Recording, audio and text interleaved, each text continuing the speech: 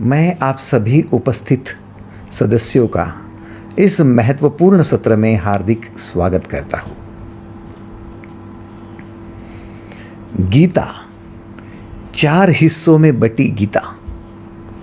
पहला हिस्सा मानव दर्शन, दूसरा मानव धर्म, तीसरा ईश्वर दर्शन और चौथा ईश्वर भक्ति। 4 मुख्य हिस्सों में बटी हुई ये गीता है। खुद का दर्शन करे तो, आत्मनिरीक्षण तो करे। हम अर्थात हमारी मनस्थिति क्या ठीक है? हम उद्विग्न है, दुखी है, चिंतित है, भयभीत है, क्रोधित है, या फिर हम शांत है, हम आनंदित है, प्रेम से युक्त है, विश्वास से भरे हैं। ढूंढो अपने आप को, आप कहाँ हो? मानव दर्शन, मानव धर्म, कहाँ जाना चाहिए, कहाँ पहुंचना चाहिए? शांति की ओर, प्रगति की ओर, विकास की ओर, या फिर झगड़े की ओर, या फिर बदले में झुलस कर विनाश की ओर? बस धर्म तो कहता है शांति की ओर चलो, प्रगति विकास की ओर चलो। मानव धर्म है। बस इस धर्म के रास्ते पर चलते चलते ईश्वर पाना है, क्योंकि ईश्वर और कहीं नहीं मिलेगा। ईश्वर के बारे में बोलना भी गलत है। वो तो बस अनुभूति का, गूंगे का गुड़ माने खाओ और कैसे बखान करे, बस ऐसा अनुभव है। आओ हम फिर धर्म के रास्ते पर चलते हैं। क्या कहता है धर्म? कर्म ही धर्म है। आप क्षण क्षण में जीवन जी रहे हो और क्षण क्षण कर्म करते जा रहे हो। नहीं कश्चित क्षणमपि जातु तिष्ठत्य कर्म कृतं। बिना कर्म के एक क्षण भी मानव नहीं रह सकता। फिर या तो वो मूढ़ कर्म करेगा, या तो फिर कर्तव्य कर्म करेगा। 2 प्रकार है कर्म के। पहला है मूढ़ कर्म और दूसरा है कर्तव्य कर्म। मूढ़ कर्म जो मनुष्य को मिथ्याचारी बनाता है, जिससे मिथ्या वचन मनुष्य बोलने लगता है। मिथ्या माने गलत, गलत देखने लगता है, गलत बोलने लगता है, गलत सुनने लगता है, गलत चलने लगता है और गलत करने लगता है। मिथ्याचारी, जो मिथ्याचारी होता है वो दांभिक बन जाता है। दंभ माने दिखाना कुछ, करना कुछ। उसे मूढ़ कर्म कहा गया है। मूढ़ कर्म भगवत गीता के 3 अध्याय के 6 श्लोक में। खोलो गीता, देखो 3 अध्याय के 6 श्लोक में एंट्री करो। कर्मेन्द्रियाणि संयम्य य आस्ते मनसा स्मरन् इंद्रियार्थान विमूढ़ात्मा मिथ्याचारः स उच्यते। कर्मेन्द्रियाणि संयम्य य आस्ते मनसा स्मरन् इंद्रियार्थान विमूढ़ात्मा मिथ्याचारः स उच्यते। अर्थात जो मंद बुद्धि होते हैं, मूढ़ बुद्धि होते हैं, वे इंद्रियों को हठपूर्वक रोकते रहते हैं और भीतर से चिंतन विषयों का करते हैं।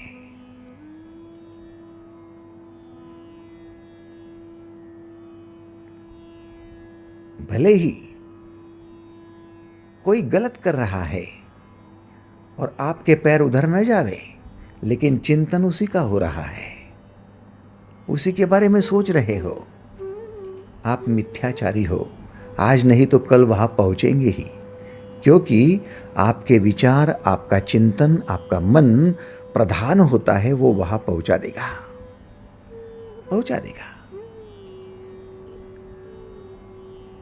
जिसका चिंतन कर रहे हो, लॉ ऑफ अट्रैक्शन के अनुसार कल वहां पहुंचना ही है। इंद्रियों को ऊपर से कितना भी रोको, पर स्त्री का चिंतन कर रहा है मनुष्य और पत्नी के सामने खड़ा है, इंद्रियों को रोक रहा है, सुंदर स्त्री की तरफ देख नहीं रहा। आपको लग सकता है कि बड़ा सच्शील है, सद्गृहस्थ है, सत्यवान है, लेकिन भीतर चिंतन तो परस्त्री का चल रहा है। तो पत्नी के न होते, पत्नी की पीठ दिखते ही, पत्नी का चेहरा घूम जाते ही, उसकी एब्सेंसी में हो सकता है ये परस्त्री की तरफ चला भी जाए। चिंतन मैटर्स, चिंतन मैटर्स। आपका चिंतन क्या चल रहा है? मिथ्याचार स उच्यते। ध्यान दो, कर्मेंद्रियाणि संयम्य आस्ते मनसा स्मरन इंद्रियार्थान विमूढ़ आत्मा मिथ्याचार स उच्यते। भगवान श्री का ये तीसरे अध्याय का 6वां श्लोक आपको अवेयर करने के लिए है कि भले ही आप जो गलत बातें हैं वहां पर नहीं पहुंच रहे हैं, उसमें हाथ नहीं डाल रहे हैं, पैर वहां नहीं जा रहे, लेकिन चिंतन यदि उसका कर रहे हो तो फिर कल वहां पहुंचना है।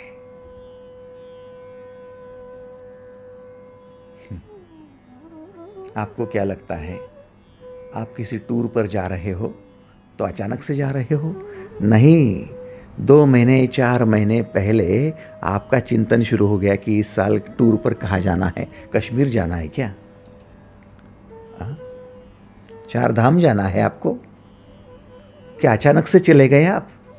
आपको तो पता है कि रेलवे की या प्लेन की टिकट की बुकिंग भी नहीं होती। 4 महीने पहले आपका चिंतन शुरू हो जाता है, जाना है, जाना है, जाना है। फिर जाकर 4 महीने के बाद, 3 महीने के बाद कभी ना कभी आपके पैर वहां पहुंचते हैं। शरीर फॉलोअर है, मन प्रधान है। समझ लीजिए बात को। टॉमी को छू कहा तो टॉमी के चारों पैर हवा में दिखते हैं, बस हवा के साथ रेस लगा लेता है टॉमी, भागता है।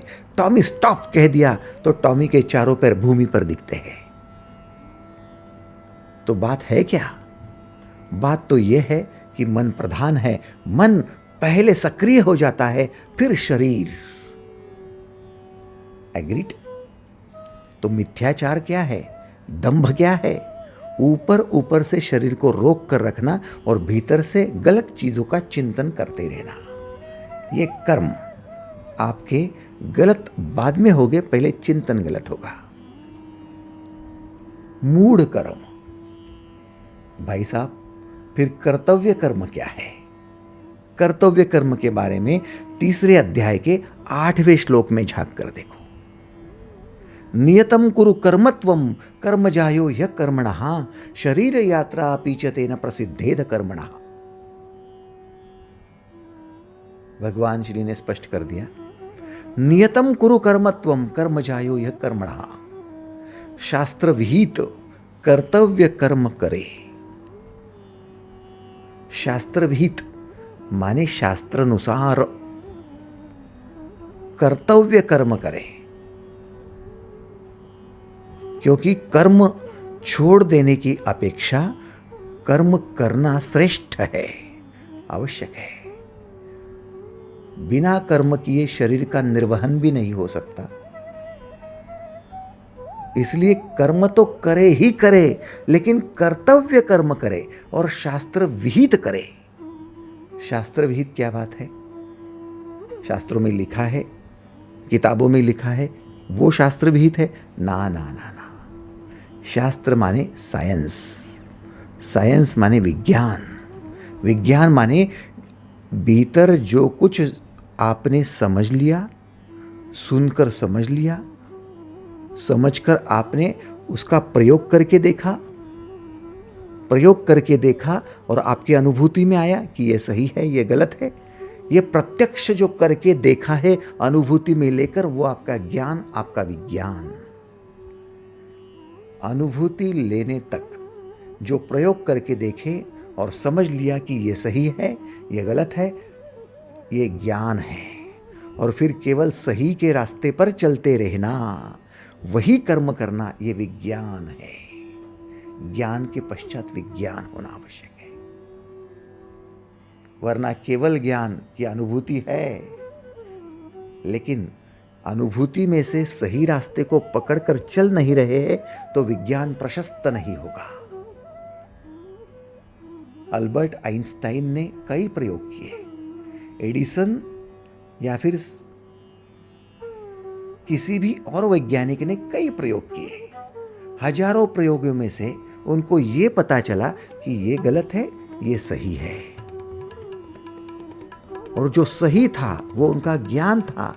अब उस ज्ञान को प्रशस्त करने के लिए उन्होंने विज्ञान निर्माण किया कि बस इसी रास्ते से चलना है तो बल्ब जलेगा, इसी से रास्ते से जाना है तो फिर आपका मोबाइल चलेगा, आपकी मोबाइल चलेगी। मतलब ज्ञान को विज्ञान में रूपांतरित करो, यह है कर्तव्य। अब क्या ज्ञान है और क्या विज्ञान है? नियतम कुरु कर्मत्वम कर्म जायो यः कर्मणः, अर्थात आपकी नियति बना लो उसे। नियतम माने आपकी नियति, नियति माने भाग्य, भाग्य माने भविष्य, माने आपका भविष्य, आपका फ्यूचर आपके हाथ में। यदि विज्ञान की ओर चलते हो तो आपका कर्तव्य आपकी नियति बनता है, और यदि मूढ़ हो ना तो आपकी नियति बिगड़ जाती है, आपका भाग्य बिगड़ जाता है, भविष्य बिगड़ जाता है, फ्यूचर नहीं रहता, अंधकार में फ्यूचर। नियतम कुरु कर्मत्वम, शास्त्र विहित और भाग्य को निर्माण करने वाला कर्म कर्तव्य कर्म है। प्रैक्टिकली कैसे समझेंगे? प्रैक्टिकली समझने के लिए आप जिस किसी परिस्थिति के साथ जुड़ते हो, जिस किसी विषय का लेकर चिंतन करते हो, उस चिंतन में कुछ पॉजिटिव पार्ट होता है, कुछ निगेटिव पार्ट होता है। अब पॉजिटिव निगेटिव को लेकर आप जब चिंतन मंथन करते रहते हो, उसमें से आप क्या करना चाहिए उसका एक निर्णय लेते हो। जो विचार आपको निर्णय तक पहुंचाते हैं उसे कहा जाता है निर्णयात्मक विचार, और जो विचार आपको केवल घुमाते रहते हैं, निर्णय तक पहुंचते ही नहीं हो, वो विचार आपके मूढ़ विचार हो जाते हैं। ओवर थिंकिंग क्या है? निर्णय तक ना पहुंचना, केवल विचारों में अटके रहना।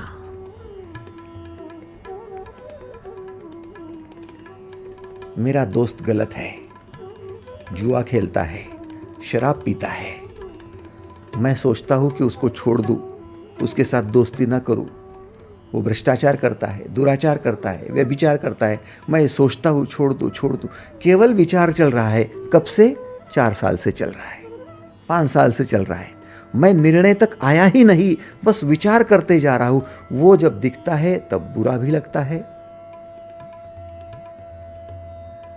दम घुटने भी लगता है, उबन सी होने लगती है, और छोड़ता भी नहीं हूं। कुछ तो निर्णय ले ले मेरे भाई, या तो उसके साथ चलना है या तो उसे छोड़ देना है। निर्णय पर पहुंचो, वरना वही विचार परेशान कर देंगे। निर्णयात्मक विचार हो। ऐसा होता है क्या? हुआ ना, भीष्म पितामह कहा निर्णय पर पहुंचे कि दुर्योधन का साथ दूं या छोड़ दूं। गुरु द्रोणाचार्य दिख रहा है कि ये गलत लोग हैं, दुराचारी है, भ्रष्टाचारी है, फिर भी उनके साथ है। दिमाग का इस्तेमाल नहीं होना। क्या है? निर्णय तक नहीं पहुंचना है। विचार तो सब कर लेंगे भाई, दिन भर में 60,000 विचार सभी के दिमाग में आते हैं, 60,000 थॉट्स पर डे। उन विचारों में से निर्णय तक जो विचार पहुंचा देते हैं, वो विचार आपको बलवान बनाते हैं। बलवान कौन है? जो कुछ न कुछ निर्णय तक पहुंच जाता है, वो बलवान, निर्णय क्षम।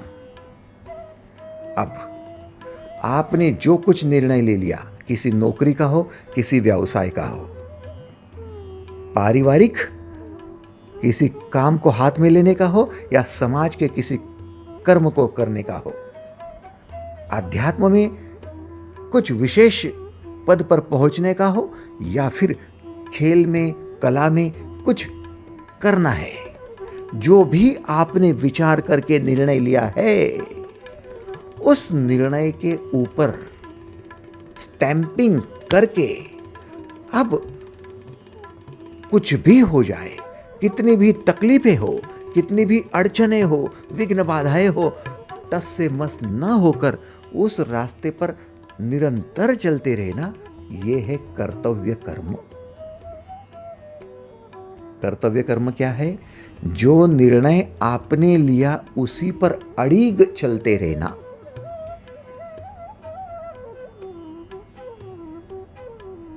विघ्न बाधाएं आने पर भी, किसी ने अपमानित करने पर भी, शिवाजी महाराज ने निर्णय ले लिया स्वराज्य की स्थापना और स्वराज्य में हर नागरिक का रक्षण। निर्णय ले लिया तो ले लिया, फिर चाहे आदिल शाह सामने आए, चाहे औरंगजेब आए, चाहे फिर उनके सेनापति आए, कोई भी सामने आए, अब रुकना नहीं है। निर्णय ले लिया गया है, अब चलते रहना है। कर्तव्य कर्म। नहीं, मैंने तो निर्णय नहीं लिया, लेकिन मेरे पति ने निर्णय लिया है और मेरे पति ने लिया है, इसलिए मैं कर रही हूं। आपका निर्णय है क्या? बोले नहीं नहीं, वो करते हैं, करवाते हैं, इसलिए करती हूं। फिर आपका निर्णय नहीं है ना, फिर आप गए काम से, वो कर्तव्य कर्म नहीं हुआ। हाँ, पति ने जो कुछ निर्णय लिया उस पर चिंतन मंथन करके, पॉजिटिव निगेटिव विचार करके, यदि आपने भी निर्णय ले लिया कि यस वो यदि सही है, तो मैंने विचार करके सोच लिया है कि ये सही है और मैं भी उसी निर्णय पर आई हूँ कि ये करना ही है। अब वो पति का नहीं, मेरा निर्णय हुआ कि मैं भी उस रास्ते पर चलूँगी, फिर वो आपका कर्तव्य बनता है, उस रास्ते पर चलो। अन्यथा पति गलत कर रहा है और पति है इसलिए उसके साथ चल रही हूँ, वो आपका कर्तव्य कर्म नहीं हुआ, मूढ़ कर्म हो गया। पति भी गलत, आप भी गलत। समझ रहे हो? समझ रहे हो? फिर किसी ने पूछ लिया आप झूठ क्यों बोले? नहीं, वो बोला इसलिए बोला। आपने भ्रष्टाचार किया क्यों? नहीं नहीं, उसने किया इसलिए मैंने किया। हाँ, क्यों चोरी की? नहीं, मेरे दो साथी थे, उन्होंने जबरन मुझे उसमें काम में लगा दिया, उनके साथ में मैं चल पड़ा तो मैंने चोरी कर ली। मूढ़ कर्म, मूढ़ कर्म। कर्तव्य कर्म का मतलब समझ लिए ना? जो कोई कुछ कर रहा है तो उसको खुली आंखों से देखो। कोई कुछ यदि बता रहा है तो उसे खुली कानों से सुनो और फिर जाकर उस पर रुक कर विचार करके, चिंतन मंथन करके, पॉजिटिव नेगेटिव साइड चेक करके आप निर्णय तक पहुंचो, मुझे ये करना चाहिए, और फिर स्टैंपिंग होने के बाद वो करने के लिए निकलो। अब फिर कोई आपको रास्ता अड़ाए, आप रुको नहीं, चलते रहो। चरैवेति चरैवेति कर्तव्य कर्म नियतम कुरु कर्मत्वम कर्म जायो य कर्मणः शरीर यात्रा अपि च तेन प्रसिद्धेद कर्मणः। कर्ण को पूछा क्यों कर रहा है? बोले दुर्योधन कर रहा है। दुर्योधन मेरा मित्र है, वो कर रहा है। अरे वो गलत नहीं, हाँ वो गलत कर सकता है, कर भी रहा है, लेकिन मैं क्या करूं, मैं बंधा हुआ हूं। कर्म बंधन किसको है? जिसका अपना निर्णय नहीं है, दूसरे के निर्णय पर चल रहा है, वो उसके कर्म में बंधा हुआ है, वचन में बंधा हुआ। भीष्म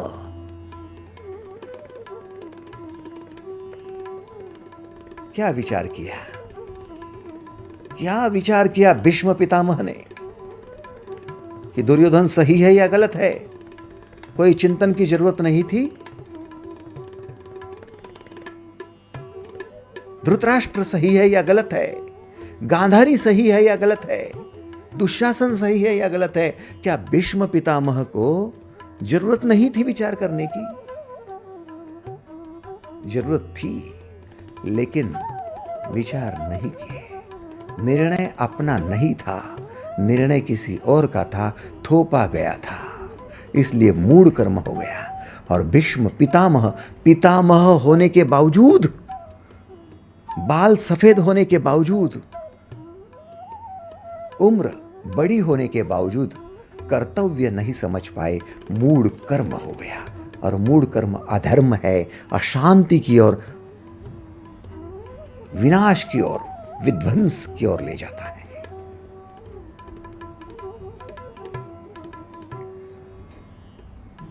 यदि आप समझ रहे हो और आपके जीवन का शुभ समय शुरू हो, ऐसा आपको लगता है, जीवन की प्रगति अखंड होती रहे, तो फिर आप पक्का कर लो कि मैं किसी को देखकर, किसी के निर्णय को देखकर उनके पीछे भागूंगा नहीं। मैं अपने पॉजिटिव नेगेटिव दोनों साइड को चेक करके, विचार पूर्वक निर्णय लेकर, फिर उस निर्णय पर स्टैंपिंग करके, फिर मेरे कर्म को कर्तव्य कर्म मानकर फिर चलते जाऊंगा। ये बनेगी नियति, ये बनेगा भाग्य। क्या आपको स्वीकार है? यदि है तो फिर हाथ ऊपर करके आप सहमति दर्शा सकते हो। थैंक यू, धन्यवाद, धन्यवाद, थैंक यू, थैंक यू। अब जब आप नियत कर्म नहीं करते हो, जब आप निर्णय नहीं लेते हो, दूसरे के निर्णय पर चलते रहते हो, तब आप बन जाते हो इमोशनल, भावुक। लेकिन खुद ने निर्णय लिया तब बढ़ता है कॉन्फिडेंस कि ये मेरा निर्णय है, मैंने लिया है। अब चाहे धूप हो, चाहे छाव हो, चाहे अपमान हो, चाहे स्तुति हो, अब कोई उत्तेजना नहीं, कोई पीड़ा नहीं। निर्णय है तो चलते रहना है, कॉन्फिडेंस है। यदि आप भावुक बन जाते हो, यदि इमोशनल बनते हो, तो विचार दूषित हो जाते हैं। जो निर्णय नहीं लेते हैं, उनके विचार क्या होते हैं? वो क्या कहते रहते हैं? कहते हैं देख लेंगे, देख लेंगे। क्या देख लेंगे? निर्णय तो ले, क्या देख लेगा तू? हो जाएगा ना। ऐसे लोग जो निर्णयात्मक नहीं होते हैं, वे बार बार कहते हैं हो जाएगा। क्या हो जाएगा? कब हो जाएगा? निर्णय तो कुछ लिया नहीं। जब तक निर्णय नहीं लेंगे तब तक हो जाएगा, देख लेंगे, ये शब्द दूषित शब्द हो जाते हैं। आप इन्हें इस्तेमाल तो नहीं करते ना? देख लेंगे, हो जाएगा, कोई बड़ी बात नहीं है। अरे निर्णय ही नहीं लिया और बोलते हो कोई बड़ी बात नहीं है। हाँ, निर्णय लेने के बाद कर्म जब शुरू करते हो तब कोई बड़ी बात नहीं रहती, क्योंकि उस रास्ते को कदम दर कदम आप काटते रहते हो। लेकिन आपने निर्णय ही नहीं लिया, काम शुरू ही नहीं किया, कर्म में गए ही नहीं, और इधर पॉजिटिव निगेटिव विचारों में झुलस रहे हो और कहते हो जाएगा, कोई बड़ी बात नहीं है। नहीं, कुछ तो इतने महाभाग होते हैं, वह कहते हैं भगवान कर लेगा सब, तो तू क्या करेगा? हाँ, भगवान कर लेगा। हमारे पीछे भगवान का हाथ है। भगवान का हाथ सबके पीछे नहीं, जो कर्म करता उसके पीछे है। God helps themselves who help themselves. उन्हीं को गॉड हेल्प करता है जो खुद को हेल्प करते हैं, जो निर्णय लेते हैं, रास्ते पर चलते हैं, कौन से धर्म के अर्थात कर्तव्य के अर्थात नियति के, उन्हीं के पीछे भगवान का हाथ है। सिंपल सी बात है। यदि आप भावुक हो गए और आपको यदि काम नहीं होता दिखा तो आप कहते मेरा भाग्य ही खराब है, कोई भगवान नहीं है। अब भगवान को कोसने लगे, अब भाग्य को कोसने लगे और फिर कहने लगते हैं मैं ही क्यों, मेरे साथ ही क्यों। रुको, आपने निर्णय लिया ही नहीं था, आप डिपेंडेंट बन गए थे, स्वतंत्रता थी ही नहीं, इसलिए आप मूढ़ कर्म करने निकले थे। अब कर्तव्य कर्म करो। कर्तव्य कर्म करने के लिए तैयार हो तो फिर कर्तव्य कर्म 3 प्रकार के होंगे। 3 प्रकार के कर्तव्य कर्म हैं। पहला है तप कर्म। तपाओ अपने आप को, तपस्वी बनो, तपस्विनी बनो, तप करो। दूसरे कर्तव्य कर्म का नाम है यज्ञ कर्म। यज्ञ के भांति ही केवल कर्म करो। और तीसरा है दान कर्म। दान करो। लोग कहते हैं ना दान करो तो पुण्य मिलेगा, दान पुण्य। ये 3 महत्वपूर्ण बातें हैं। पहला है तप, दूसरा है यज्ञ और तीसरा है दान। अब कहीं गलती मत कर लेना, समझने में गलती ना हो। तप क्या है?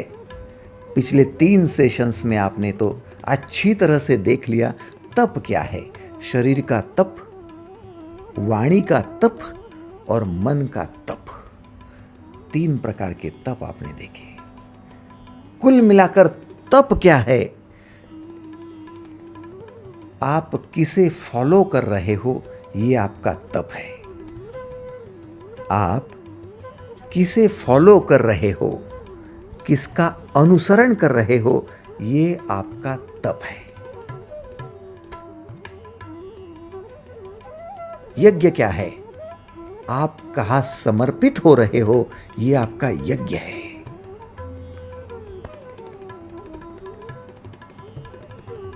किसका अनुसरण, ये हुआ तप। और कहाँ समर्पण, ये हुआ यज्ञ। आप कहते हो ना यज्ञ की आहुतियां डाली जा रही है।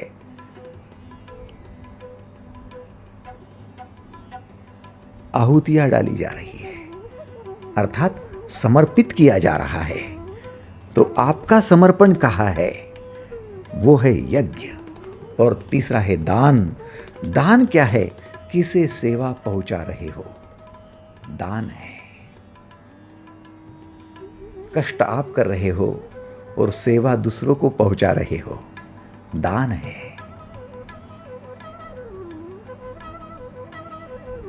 ये 3 आपके कर्तव्य है। आप सही लोगों को फॉलो करो, यह है पहला आपका कर्म। आप सही जगह समर्पित हो, यह है दूसरा कर्म। और सही सेवा पहुंचाओ, यह है तीसरा कर्म। और तीनों के नाम आपने बचपन से सुने हैं, तप, यज्ञ और दान।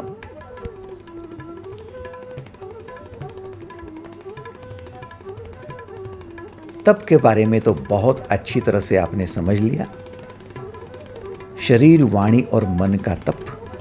अब यज्ञ के बारे में समझ ले। भगवद गीता के 3 अध्याय का 9वां श्लोक। 9वां श्लोक क्या कहता है? यज्ञार्थात कर्मणोन्यत्र लोकोयम कर्म बंधनः तदर्थम कर्म कौन्तेय मुक्त संग समाचर।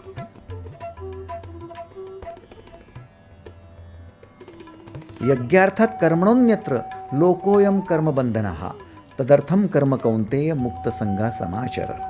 इस श्लोक की ताकत बहुत ज्यादा है। मेरा कहना है आप कॉन्सेंट्रेट करो। बहुत ताकतवान है। यज्ञ के निमित्त किए जाने वाले कर्म के अलावा बाकी सभी कर्म बंधन में डालेंगे। जो केवल यज्ञ कर्म होगा वही मुक्ति दिलवाएगा। पूछो खुद को, मुक्ति चाहिए क्या? बोले किससे मुक्ति? अभी या फिर अपने अतीत में झांक कर देखो, किस किस बंधन में अटकते आए हो। सबसे बड़ा बंधन था दुख, दुख से मुक्ति चाहिए।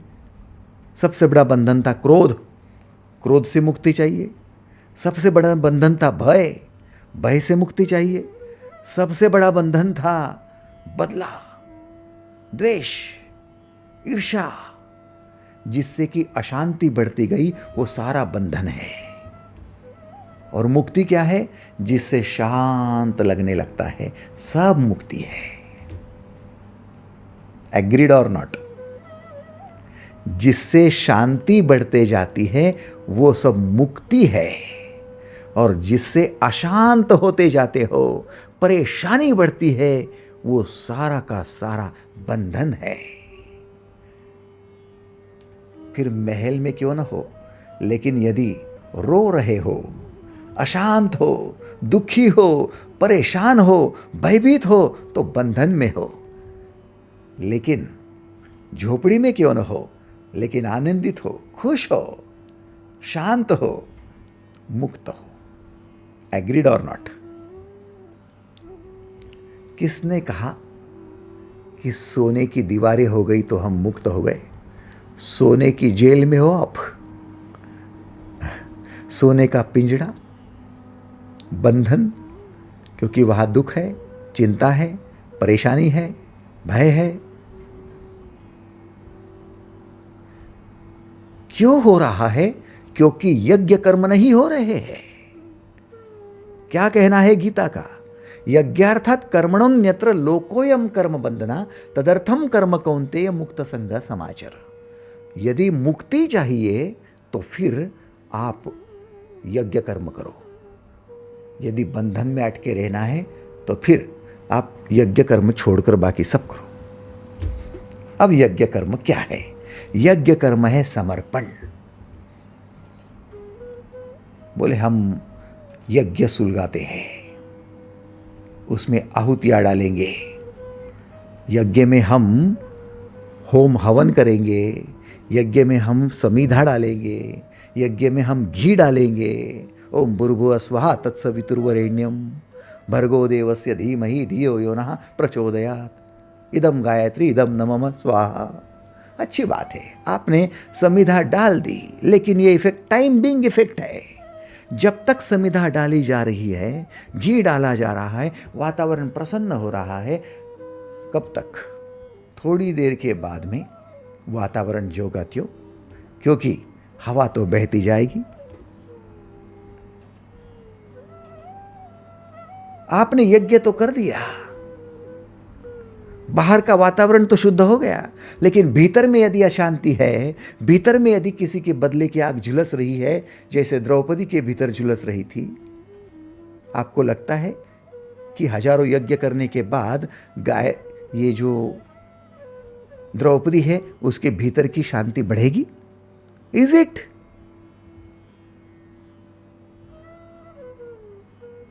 अहंकार और दंभ से भरा हुआ दुर्योधन, और उसको कितने ही होम हवन में बिठाओ, क्या लाभ होगा?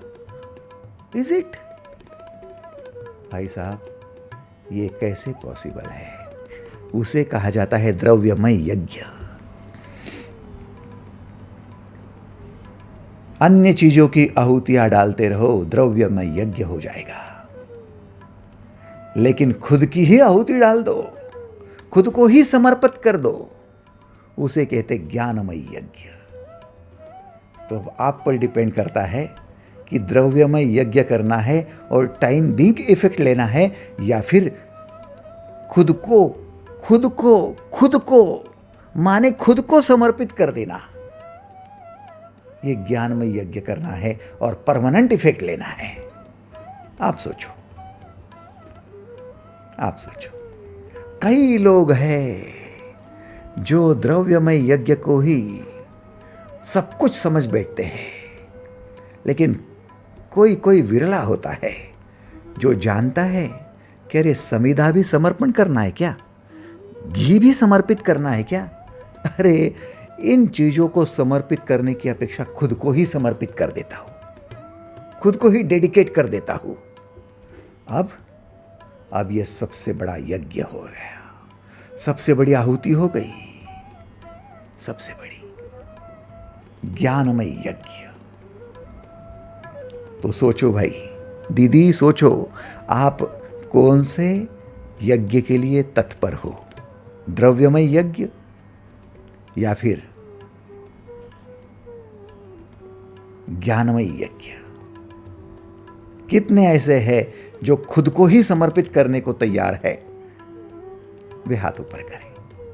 थैंक यू, धन्यवाद धन्यवाद धन्यवाद। खुद को समर्पित कर दो।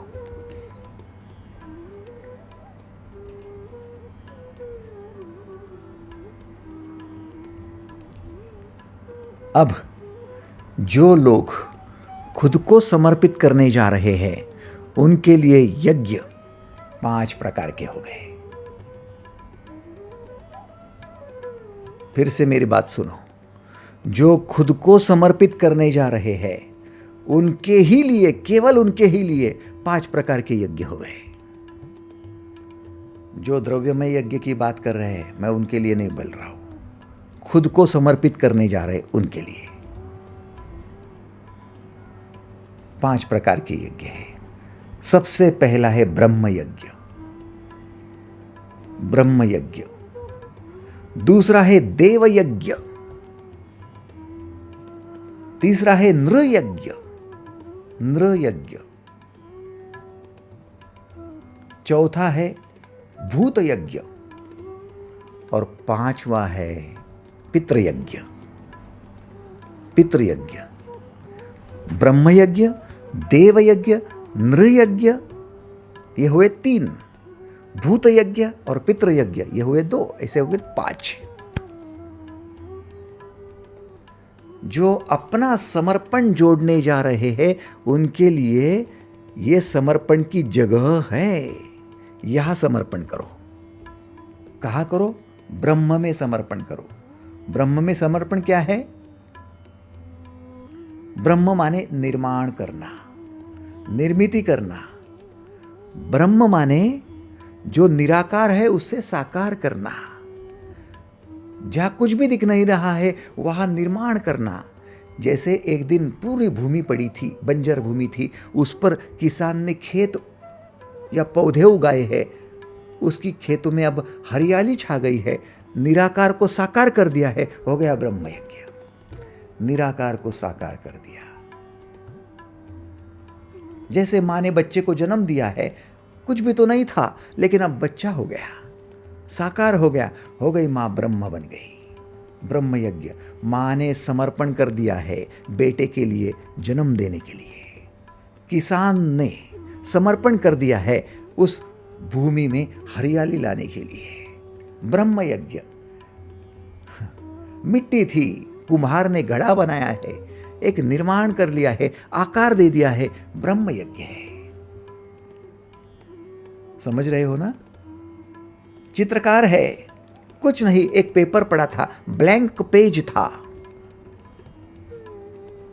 फोकस किया, कंसंट्रेट किया, डेडिकेट किया, बाकी सब तरफ से ध्यान निकाल दिया और उसको एक सुंदर सा चित्र बनाया। एक बड़ी अच्छी कलाकृति बन गई, ब्रह्म निर्माण हो गया। ब्रह्म का मतलब है निराकार से साकार करना, और आपका ये यज्ञ, उसके लिए समर्पण की आवश्यकता है। क्या आप दिन भर में कुछ न कुछ निर्माण करने के लिए, जो निराकार है, जिसको आकार नहीं, उसको आकार देने के लिए समय दे रहे हो?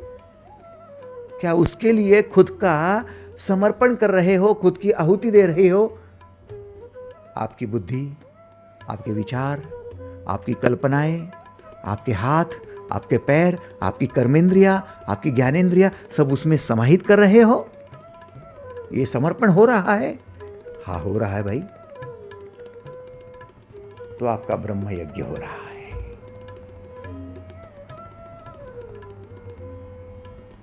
ये है आपको मुक्त कराने वाला। जो लोग प्रतिदिन, मैं एक बार नहीं कह रहा हूं, प्रतिदिन निराकार को साकार करने के लिए समय देते हैं, ब्रह्म यज्ञ करते हैं, उनको चिंता करने की जरूरत नहीं रहती, उनकी रोजी रोटी चलती रहती है। उनको दुख की जरूरत नहीं है। सामने क्या हो रहा है, अरे छोड़ भाई, मुझे मेरे भीतर जाने दे और मुझे मेरा निर्माण करने दे। वो अपने क्रिएटिव लोग हैं। बाकी लोग तो बस गिनते रहते हो, मेरे 5 पैसे चले गए और मुझे इसने ऐसा बोला, मुझे उसने डांटा, उसने लूटा, उसने काटा, उसने पीटा। अरे तू क्रिएटिव है ही नहीं तो तेरा ध्यान बटेगा ही बटेगा, तेरा दुख बढ़ेगा ही बढ़ेगा। तेरे कर्म अब किसी की निंदा करना, या फिर किसी आलोचना करना, या फिर किसी के बारे में भला बुरा कहना, या किसी की कंप्लेंट करते रहना, या किसी को दोष देते रहना, यही कर्म तेरा बढ़ता जाएगा और कर्म का बंधन बन जाएगा। अर्थात अशांति। कर्म बंधन माने अशांति का बढ़ना, और कर्म से मुक्ति का माने शांति का बढ़ना। अशांति बढ़ते जाएगी। क्रिएटिव बनो, ब्रह्म यज्ञ करो, थोड़ा समय ब्रह्म यज्ञ का, पक्का पक्का। क्या तैयार हो? यदि कर ही रहे हो तो अनुभूति होगी आपको। ऐसा नहीं कि आप क्रिएटिव नहीं हो, लेकिन क्रिएटिव हो तो फिर आप बंधन से मुक्त हो। उतने समय तो हो ही हो, है ना। दूसरी बात, देवयज्ञ। देवयज्ञ क्या है? समर्पण अपना देवताओं के लिए है। देव के लिए समर्पण। देव कौन है? जो दिव्यत्व फैलाते हैं, कल्याण करने के रास्ते पर चलते हैं, जो सभी के जीवन में प्रकाश लाना चाहते हैं, ऐसे देव, जिन्होंने आपके जीवन में या अन्य लोगों के जीवन में प्रकाश निर्माण किया, उनके लिए आपका समर्पण करो। यह हुआ देवयज्ञ। जैसे तानाजी मालुसरे शिवाजी महाराज के लिए समर्पण कर रहे हैं, बाजी प्रभु शिवाजी महाराज के लिए समर्पण कर रहे। क्यों? क्योंकि बाजी प्रभु के लिए शिवाजी महाराज देव है। देव क्यों है? क्योंकि वो दिव्यत्व फैला रहे हैं, वो प्रकाश फैला रहे हैं, लोगों में खुशियां, आनंद और शांति फैला रहे हैं, धर्म के रास्ते पर चल रहे। तो फिर उनके लिए मैं मेरा समर्पण क्यों न कर दूं? मैं मेरी जान तक दे दूंगा। ये तानाजी मालुसरे का देव यज्ञ हो गया। आहुति डाली जा रही है, यज्ञ हो रहा है।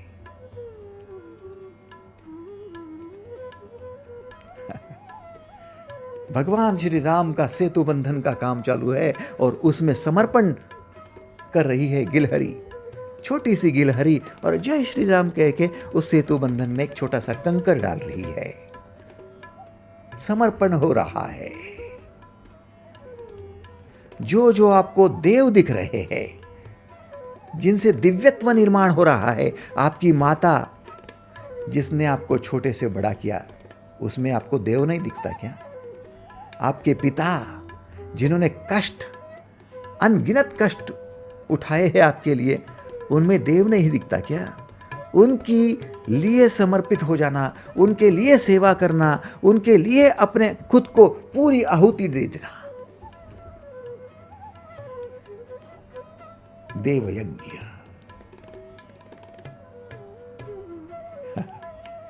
सोचो ना, सोचो सोचो। एक कलेक्टर है जो कामकाज करके पूरे जिले का प्रशासन कर रहा है, और बाहर चपरासी प्यून वो बैठा है।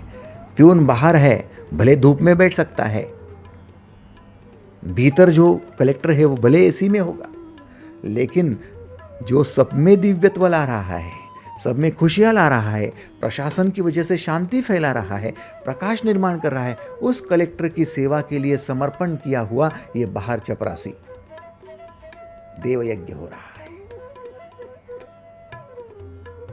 आपको जो जो दिव्य दिख रहे हैं और जो जो लोगों में प्रकाश फैलाने का, कल्याण करने का काम करते हैं, उनके लिए समय निकालो। बोले मैं ही तो खुद देव हूं। क्या आपको खुद के अलावा कोई देव नहीं दिखता क्या? दिन का थोड़ा समय अन्य देवों के लिए भी निकालो। हाँ, मला पहाड़ी फूला वहां, तो मेरी सास है, तो फिर उसकी सेवा मैं क्यों करूं? उसके लिए समर्पण मैं क्यों करूं? मैं नहीं करती क्या? मैं क्यों उसकी तरफ देखूंगा? What is this? ये क्या है? अरे भाई, तू कर रही है, तू तेरा क्रिएशन कर रही है, दिव्य कार्य कर रही है, अच्छी बात है, तू ब्रह्म यज्ञ कर रही है, लेकिन बेटा, तेरी जो सास है, जिसने तेरे पति को होनहार बनाया, जिसने तुझे अच्छी शिक्षा दी, अनुशासन दिया, उसके लिए तुझे थोड़ा समय देना ही होगा, समर्पण करना ही होगा। देव यज्ञ है। एग्रीड और नॉट? देते होंगे आप समय, और नहीं देते होंगे तो फिर ये देना शुरू कर दो।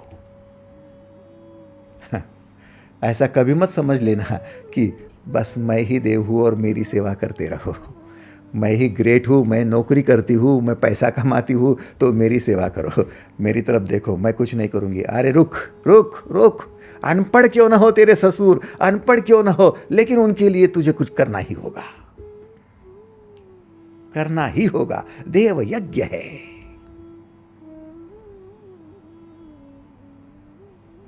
अब कर्म का बंधन नहीं होगा, अब मुक्त होगा तू, अब शांति होगी कि अरे कोई दंभ नहीं, कोई मिथ्याचार नहीं। कर्मेंद्रियाणि संयम्य यास्ते मनसा स्मरन् इंद्रियार्थान विमूढ़ात्मा मिथ्याचार स उच्यते। कोई मिथ्याचार नहीं, कोई दंभ नहीं, कोई दंभ नहीं।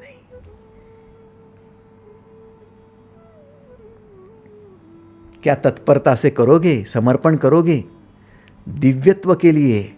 जो कर रहे हैं, संत कर रहे हैं, गुरु कर रहे हैं, माँ बाप कर रहे हैं, इस विश्व के सभी वो सात्विक लोग कर रहे हैं, उनकी सेवा में जुड़ जाओ, कुछ समय उनके लिए दो। वही तो विशेष था। भगवान श्री कृष्ण, जिनको लोग भगवान कहते हैं, उनके गुरुजी जब राज्य में पधारते थे तो ये नंगे पैर भागते जाते थे, रथ के घोड़ों को दूर करके खुद घोड़ा बनकर गुरुजी को रथ में बिठाकर, घोड़ा बनकर रथ को खींचकर महल लेकर आते थे। समर्पण था, समर्पण था। देव यज्ञ है। हाँ, देव यज्ञ है, आपको करना ही होगा। कल एक न्यूज में मैं देख रहा था, 10 सिख गुरु, सिखों के 10 गुरु प्रधानमंत्री जी से मिलने जब आए तो प्रधानमंत्री भागते भागते उनके पास पहुंचे। एक वीडियो क्लिप मैंने देख ली। गुरु के पास भागते जा रहे हैं, भाव है, हेतु है, शुद्धता है, ये देव यज्ञ है। अच्छी बात है, आप थोड़ा देव यज्ञ की तरफ झुको। तैयार हो? यदि है तो फिर सहमति दे सकते हो। धन्यवाद, थैंक यू, थैंक यू। तीसरा है नृ यज्ञ। नृ यज्ञ क्या है? नृ यज्ञ का मतलब है, नृ माने मनुष्य, नर माने मनुष्य। मनुष्य के लिए समर्पित हो जाओ। जितना आपको मनुष्य समुदाय दिख रहा है, मनुष्य समाज दिख रहा है, उसके लिए करो। मनुष्य समुदाय के लिए करो। भाई मैं नौकरी करने जा रहा हूं, क्यों करने जा रहा हूं? नहीं, मुझे पैसा कमाना है। तो फिर तू मनुष्य के लिए थोड़ी करने जा रहा है, पैसे के लिए करने जा रहा है। माँ कहती है बेटे को, बेटा तुझे लिखना है, पढ़ना है, बड़ा होना है। माँ क्यों होना है? बेटा बड़ा होकर पैसा नहीं कमाना क्या? ऑफिसर नहीं बनना क्या? अच्छा, बड़ा होने के बाद ऑफिसर बना जाता है? हाँ बेटा। फिर खूब पैसे कमाऊंगा? हाँ। फिर बंगला होगा मेरा? हाँ। फिर कार? हाँ। ये सब कुछ तेरा होगा। माँ गलत सिखा रही है। माँ यदि यज्ञ सिखाती तो माँ कहती बेटा बड़ा हो गया, लिख पढ़कर बड़ा होगा तो फिर तू होनहार बन जाएगा, काबिल बन जाएगा, और काबिल बनेगा तो फिर जनता की सेवा कर पाएगा। तेरा दिमाग, तेरा दिल लोगों की सेवा में लग जाएगा, समाज की सेवा कर पाएगा और लोगों को खुशियां दे पाएगा। बेटा इंजीनियर बनना है ना? माँ क्यों बनना है? बेटा इंजीनियर बनेगा तो मकान बनाएगा। देख, जैसे लोगों ने अपने को एक मकान बना के दिया, कई वर्कर्स ने काम किया है, इंजीनियर ने काम किया है, तब अपनी छत के नीचे हम लोग रह रहे हैं, वैसे तू बेटा इंजीनियर बनेगा तो लोगों को मकान बना के देगा, समाज का कल्याण होगा। हेतु बदल गया है।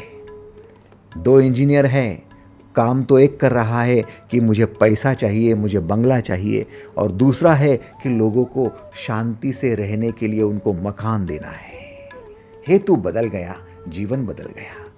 जो शुद्ध हेतु से कर रहा है वो मिलावट नहीं करेगा, सीमेंट की जगह चूना नहीं यूज करेगा, चूने की जगह मिट्टी नहीं यूज करेगा, वो सीमेंट लाएगा अच्छी क्वालिटी का और मकान बांध कर देगा। क्यों? क्योंकि यज्ञ कर रहा है। यह है नृयज्ञ। नृयज्ञ। आप किस हेतु से समाज में जुड़ रहे हो?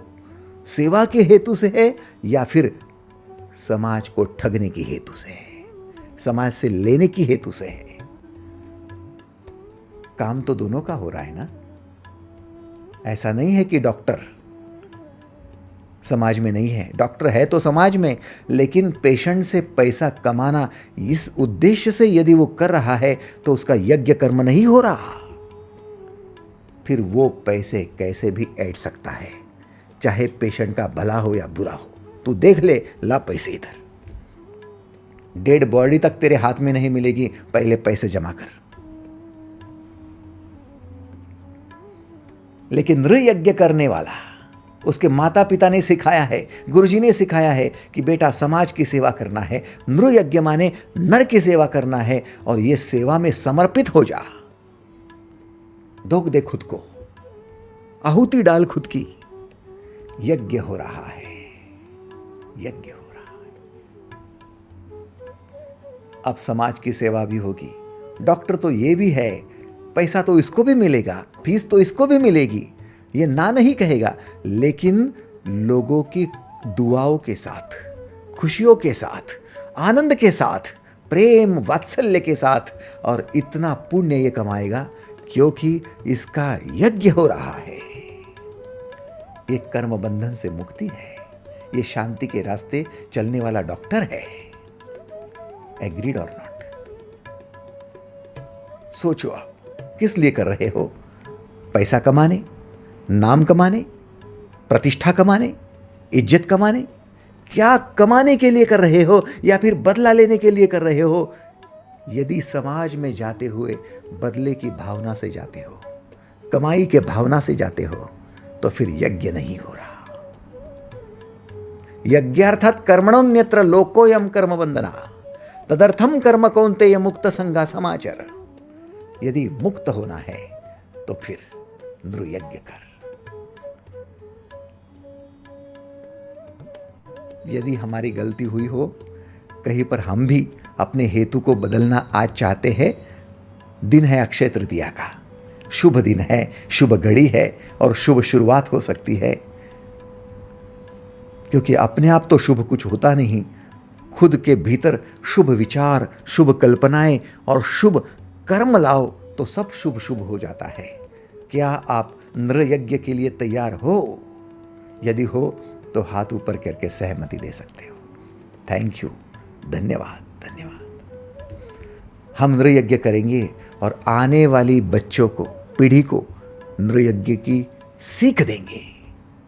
अपने नाते पोतों को, अपने बच्चों को सीख देंगे कि बच्चों, समाज की सेवा के लिए तू बना है, तू सेवा कर, बदले में मिलेगा वो मेवा है, बस मिलना ही है, जाएगा कहाँ, मिलना ही है। भाई साहब, आप चलोगे तो परछाई तो साथ में चलेगी ही, जाएगी कहाँ, जाएगी कहाँ, परछाई साथ में चलना ही है। वैसे सेवा के साथ मेवा चलना ही है, जाएगा कहाँ। तेरा ध्यान बस नृयज्ञ की ओर रख। ये 3 महत्वपूर्ण यज्ञ हुए। अब मुझे यह समझाना है कि भीष्म पितामह इन 3 यज्ञों में से कौन सा यज्ञ कर रहे थे। महाभारत की युद्ध में भीष्म पितामह कौन सा यज्ञ कर रहे थे। क्या आपको दूर दूर तक लगता है कि उनके हाथों से नृयज्ञ हो रहा था? क्या आपको लगता है कि वो ब्रह्म यज्ञ कर रहे थे? क्या आपको लगता है कि वो देव यज्ञ कर रहे थे? यदि नहीं कर रहे थे तो उनको पितामह किस मुंह से बोले हम? गुरु द्रोणाचार्य, ढूंढो इन 3 में से कौन सा यज्ञ कर रहे थे। हाँ? गुरु कृपाचार्य, कर्ण, कौन कौन था जो ये यज्ञ कर रहा था? कोई भी तो नहीं था, कोई भी नहीं था। इसलिए ये अधर्म का पक्ष था। कृष्ण कहते हैं ये अधर्म का पक्ष है। अर्जुन, तुझे ऐसे भावुक विचार करके, निर्णय न लेकर, कर्तव्य का पालन न करके, वहन न करके इनके साथ अधर्म नहीं करना चाहिए। तुझे धर्म का पक्ष लेना चाहिए। इसलिए तू यज्ञ के भांति कर्तव्य कर्म कर। यज्ञार्थात कर्मणोन्यत्र लोकोयम कर्म बंधना तदर्थम कर्म कौन्तेय मुक्त संघ समाचर। अन्यथा ये जैसे दुख में, चिंता में, पीड़ा में, भय में अटके हुए है, तू भी वैसा ही रहेगा। अर्जुन को चुना। अर्जुन बड़ा नसीब वाला था। आपको चुना है, आपको मिल रहा है, ये ज्ञान मिल रहा है। यू आर सिलेक्टेड, ग्रेट हो आप, आपको चुना गया है, इसलिए आप तक पहुंच रहा है। माध्यम क्या है मतलब नहीं है, लेकिन पहुंच रहा है आप तक। अर्जुन, जिसकी पत्नी द्रौपदी थी, द्रौपदी ये 3 में से कौन सा यज्ञ कर रही थी बोलो? युद्ध की भूमि में द्रौपदी जो बदले की आग में झुलस रही थी, कौन से जन कल्याण के लिए द्रौपदी बोल रही थी कि उसको मारो और मेरे लिए उसके लहू लेकर आओ? वो भी तो ठिकाने पर नहीं थी। भीम, जो दुशासन की लहू को लेकर आना था, वचन बस पत्नी का वचन है और उसको पूरा करने के लिए वो भी कहाँ जगह पर था? धर्म के पक्ष में कौन था? खुद अर्जुन भी पहले नहीं था, लेकिन गीता ने उसको धर्म सिखाया है। एग्रीड और नॉट? सोचो, सोचो इस बात पर, सोचो, गौर करो इस बात को। मनुष्य भ्रम में जीता है, उसे लगता है हम करते वैसे ही है। नहीं भाई, यदि तुझसे शांति निर्माण होती तो तू कभी का संत बन जाता, कभी का भगवान बन जाता। लोग तुझे पूजा करते, करे ना करे, लेकिन तू पूजनीय बन जाता।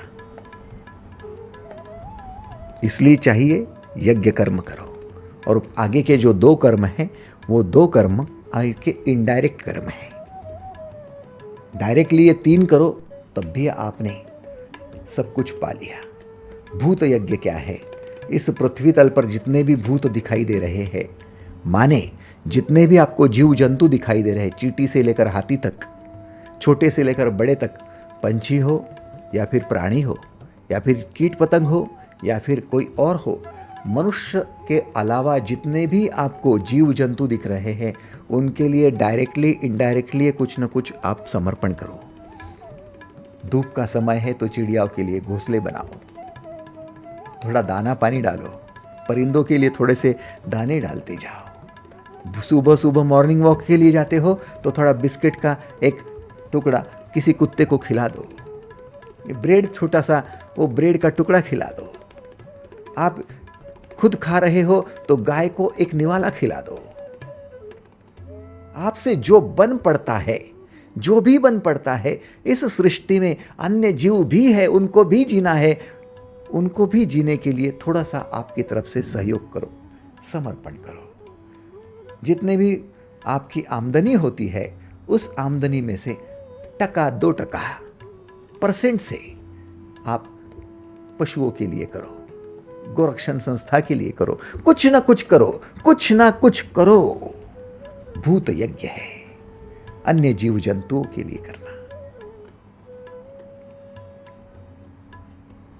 और 5वां यज्ञ है पितृयज्ञ।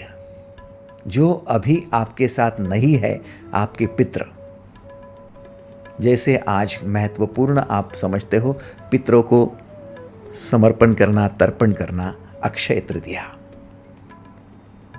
तो आपके जो पितृ है, जो कल तक आपके साथ थे, आज नहीं है, उनके लिए श्राद्ध तर्पण करो, उनका आवाहन करो, उनके लिए प्रणाम करो, उनके लिए धन्यवाद जोड़ो, उनके लिए आप अपना मत्था टेको, उनको याद करो।